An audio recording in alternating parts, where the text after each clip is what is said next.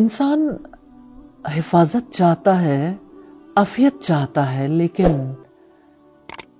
کبھی ایسا ہوتا ہے کہ انسان کسی ناگہانی آفت کا شکار ہو جاتا ہے۔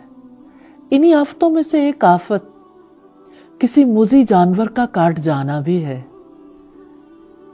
کوئی موذی جانور جیسے سانپ ہے، بچھو ہے یا اسی طرح کا کوئی جانور کاٹ جاتا ہے، ایسے موقع پر انسان فوری طور پر کیا کرے؟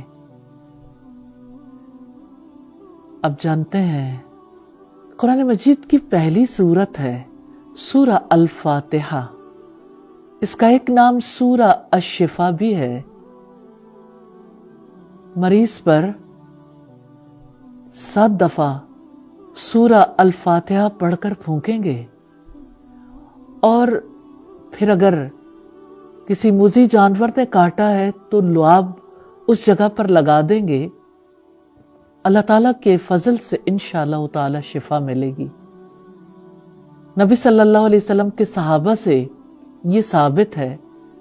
سیدنا ابو سعید خدری نے یہی عمل کیا تھا، تو سانپ کے کاٹے سے قبیلے کے سردار کو شفا ملی تھی۔ اللہ تعالیٰ شافی ہے، وہی شفا دیتا ہے، اسی سے شفا طلب کرنی ہے۔ سورہ الفاتحہ کو اپنی زندگی میں یوں بھی شامل کر لیجئے۔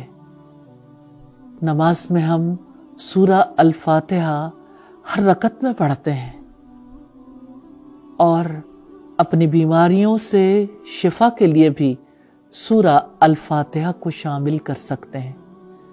اللہ تعالی ہمیں اس کی توفیق عطا کرے۔